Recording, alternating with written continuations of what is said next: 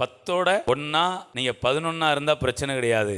10ல் 1 முதலாவதாக இருந்தால் உங்களுக்கு கொஞ்சம் பிரச்சனைகள் இருக்கும். கையை தட்டி, இது ஆசீர்வாதத்தினால் வருகிற பிரச்சனை. சில நேரம் பிரச்சனை எப்படி இருக்குன்னு தெரியுமா?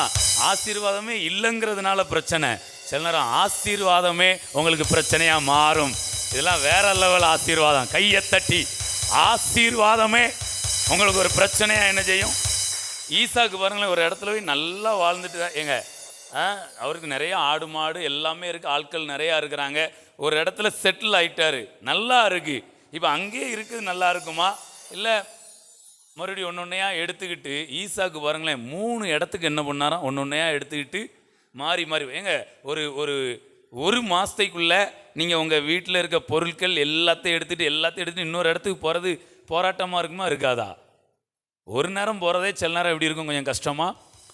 ஈசாக்கு எல்லாத்தையும் எடுத்துக்கிட்டு 3 இடம் என்ன பண்ணார், பெயர்ந்து. இதுக்கு காரணம் என்ன தெரியுமா? ஆசீர்வாதம் இல்லையா அதனால் பிரச்சனை கிடையாது, ஆசீர்வாதம் நிறையா இருக்கியா அதனால் பிரச்சனை. Price cut. சில நேரம் உங்களுக்கு ஆசீர்வாதம் நிறையா இருந்தால் கூட உங்களுக்கு சில நேரம் பிரச்சனைகள் இருக்கும். சில நேரம் ஆசீர்வாதம் இல்லைனாலும் பிரச்சனை இருக்கும். இப்போ இங்கே இருக்கிறதுல சிலர் இந்த கேட்டகரியில் இருக்கலாம். ஆசீர்வாதம் நிறையா இருக்கிறதுனால பிரச்சனையாக இருக்குது, அப்படி கேட்டகரியில் இருக்கலாம். சிலர் ஆசீர்வாதமே இல்லையா அதனால் பிரச்சனை. இன்றைக்கி ஆண்டவர் 2ஐயும் ஹேண்டில் பண்ணுறார். கையை தட்டி பிரைஸ் காட். ஆசீர்வாதம் இல்லைங்கிறதுல நீங்கள் பிரச்சனையாக இருக்கீங்களா? உங்களுக்கு ஆசீர்வாதத்தை கொடுக்குறார். ஆசீர்வாதம் இருக்கிறதுனால பிரச்சனையா? அந்த பிரச்சனைகள்லையும் தேவன் உங்களுக்கு தீர்வை கொடுக்கிறார். கையை தட்டி ஹல்லேலூயா.